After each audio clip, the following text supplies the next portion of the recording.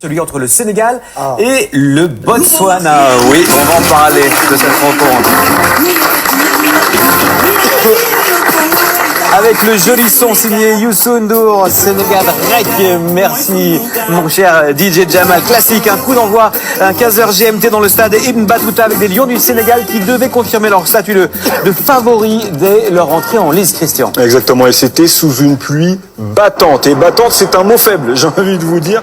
Le Sénégal va dominer le début de la rencontre, va même dominer toute la rencontre, si je puis dire. 40e minute, c'est le moment choisi par Nicolas Jackson, le joueur du Bayern Munich, pour venir à bout du bloc bas des Botswanais, bien servi dans la surface par son coéquipier Ismail Jacobs. Mamadi, à ce moment-là, le Sénégal est apaisé. Enfin, le bloc, ils l'ont mis à bas.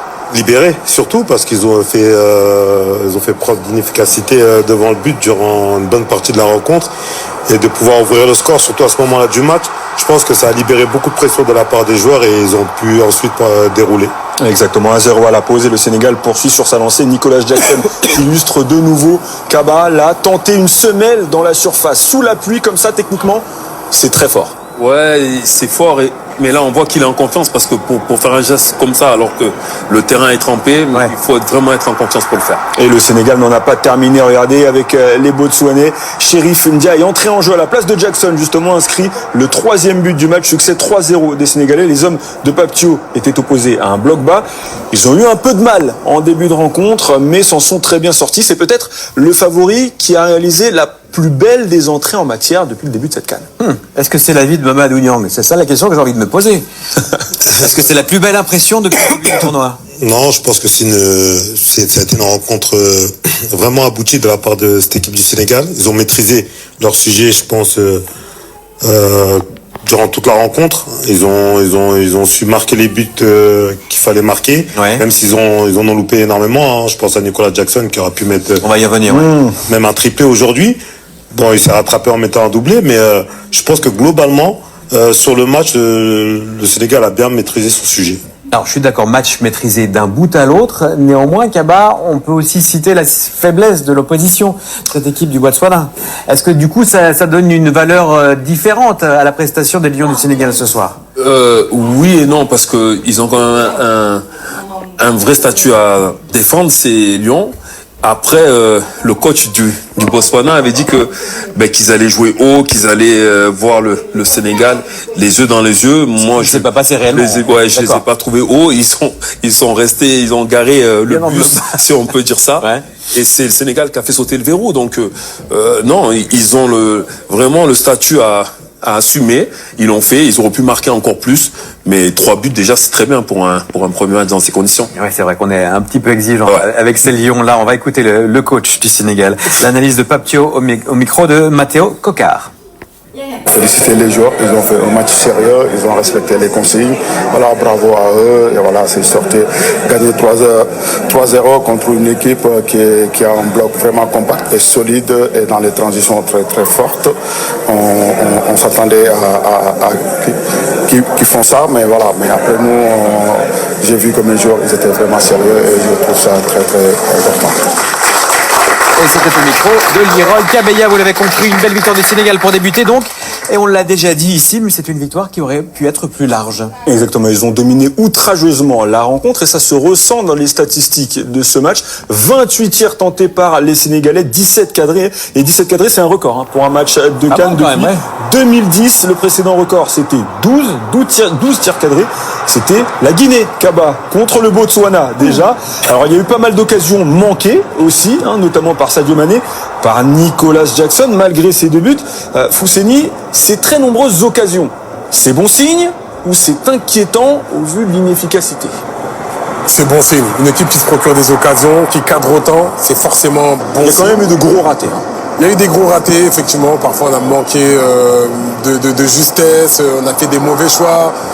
Il y a certains joueurs qui étaient mieux placés, qui n'ont pas forcément hérité du ballon. Donc, on a parfois oublié un peu le collectif pour la statistique. Forcément, je pense que dans un match comme celui-ci, où c'est ouvert, où il y a énormément d'opportunités, tous les attaquants ont envie de marquer. Et quand on s'appelle Sadio Mané, forcément, à un moment donné, on est dans la surface de réparation. C'est pas mal. On veut faire la différence, exactement. Tout le monde veut ouvrir son compteur but pour être bien dans la suite de la compétition. Mais ce qui est positif, c'est de se procurer autant d'occasions et surtout que ça vienne de partout. On a vu des débordements côté droit de Crépin Diatta, on a vu Jacobs passeur, on a vu Sabali rentrer, faire une passe décisive, on a vu des remplaçants impliqués, on a vu de la présence, de la densité à la récupération du ballon avec Pape Gueye qui a été impressionnant. Derrière, n'en parlons pas avec Koulibaly. Pour moi, vraiment, c'est impressionnant, mais ça, j'ai envie de dire, c'est une surprise pour personne. Ouais. Et voilà. Bon, on a essayé d'être un petit peu tatillon envers cette équipe des Lions du Sénégal, mais je crois que tout le monde est d'accord sur ce plateau. On a là un vrai favori du tournoi. Et pas masqué, hein, je peux vous le Et dire. pas masqué. Non, non. Et justement, il faut assumer ça. Il faut assumer ce non-masquage. Voilà pour cette victoire brillante du Sénégal.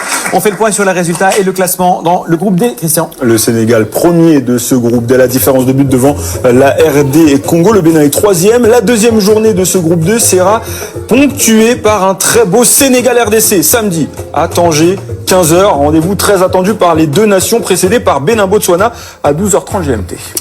Voilà pour les matchs du jour. On passe à présent au MVP de la journée.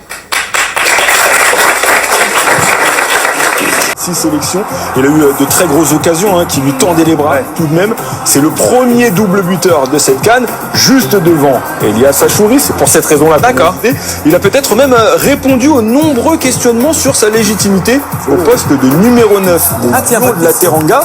Mamadou, le numéro 9, c'est véritablement lui. Ça y est, on l'a trouvé. Il a posé sa griffe sur le poste de 9.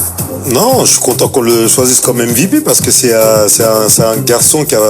Oui, mais c'était pas la question. La question, c'est est-ce que c'est le 9 du Sénégal? Il fait partie des 9 parce qu'on a quand même des gens encore prouvé, d'accord. comme Chérif, comme Abdou Diallo. Il fait partie des 9. Mais pour l'instant, c'est lui qui est particulier. C'est ça, effectivement. MVP de cette journée, mais à 30% au shoot. Hein. Pas élevé. Effectivement, ratio pas élevé. Au niveau de l'efficacité. Et il a fait preuve de caractère aussi. Et bien sûr, et il en faut à ce niveau de la compétition, c'est sûr. Et bien voilà, on a fait le point sur tout ce qui s'était passé aujourd'hui. On marque une pause avant de s'intéresser aux affiches de demain. À tout de suite. Salam salam la famille, j'espère que vous allez tous bien et bienvenue dans notre chaîne YouTube Univers Foot Sénégal, dans cette chaîne dédiée à l'actualité du football. Les gars, abonnez-vous à cette chaîne pour plus d'informations. Dans cette canne-là, nous vous donnons toutes les informations en détail après chaque match de nos Lions du Sénégal. Nous vous donnons toutes les analyses approfondies et les détails du match. Voilà, le Sénégal a gagné aujourd'hui face à Botswana par la marque de 3-0, doublé de Nicolas Jackson et un but marqué par Chérif Ndiaye. On a vu une équipe nationale du Sénégal dominatrice depuis tout au long du match. Le Sénégal a dominé cette équipe de Botswana durant les 90 minutes. Le Sénégal peut même marquer plus que 3 buts parce que Nicolas Jackson a raté dès la première occasion du Sénégal face à face avec le gardien botswanais. Il a tiré sur le gardien. Donc ça peut être un premier but pour l'équipe nationale du Sénégal et pour un doublé en KO parce qu'il a finalement réussi à marquer les deux prochains buts. Nicolas Jackson aujourd'hui il a fait un excellent match parce qu'il a marqué à la 39e minute. Nicolas Jackson a marqué à la 39 minutes sur une passe décisive de Nicolas Jackson avec une connexion entre Ismaël Jacobs et Sadio Mané et Ismaël Jacobs qui a fait une superbe centre sur les pieds de Nicolas Jackson qui finit le ballon au bout du filet à la 39e minute. À la 35e minute aussi, il vient aussi marquer une jolie but sur une passe décisive de Sadio Mané, une action collective, une action très grandiose de la part de Nicolas Jackson qui a éliminé tous les deux défenseurs et il a piqué le ballon qui finit au fond du filet. Donc Nicolas Jackson aujourd'hui, bravo. Et aussi il a fini homme du match de son premier match là avec le Sénégal dans la CAN 2025 au Maroc. Nicolas Jackson est nommé homme de match grâce à son doublé et aussi grâce à son participation de jeu. Il était un joueur très intéressant pour l'équipe nationale du Sénégal. Donc le troisième but du Sénégal marqué par Chérif Ndiaye à la 89e minute sur une passe décisive de Cheikh Tidiane Sabaly qui fait toujours la différence lorsqu'il entre en jeu. Donc on l'a vu aujourd'hui, il a répondu présent. Aussi nous saluons l'entrée de Ibrahim Mbaye qui a fait une excellente entrée. Donc il percute sur les côtés, il fait des centres et il fait des mouvements d'attaquant et tout ça.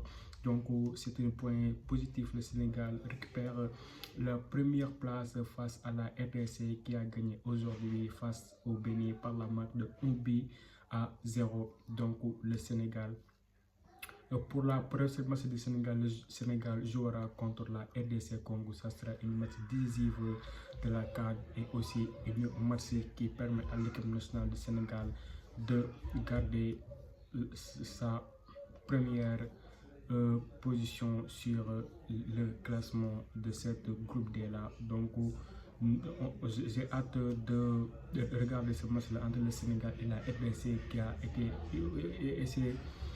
c'est une match de choc entre les deux nations là. Donc c'est une revanche pour la RDC et une match de confirmation pour l'équipe nationale du Sénégal. Donc nous attendons plus Sadio Mané aujourd'hui.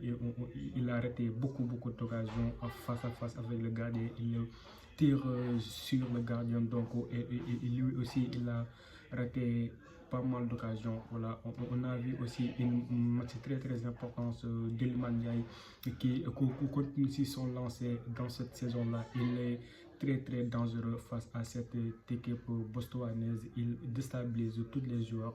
Donc Ismaïla Sarr aussi, il a fait un excellent match. Krépin Diatta défensivement, offensivement, il est bon. De même que Ismail Jacobs aussi, il a fait un excellent match. Les deux défenseurs, Koulibaly et Niakhaté aussi, ont géré Edouard Mendy. Voilà, ils ont tous géré, ils ont tous fait un excellent match. Du milieu aussi, Idrissa Gana et Pape Alassane Gueye aussi, deux milieux très prometteurs et très engagés et très propres aussi dans leur jeu. Ils ont sorti aussi une top performance, voilà, une top performance de même que Nicolas Jackson aujourd'hui qui finit par l'homme de match avec un doublé des buts sensationnels. Donc les gars, à la prochaine vidéo les gars, d'ici samedi Inch'Allah, le Sénégal face à la RDC et merci, à bientôt.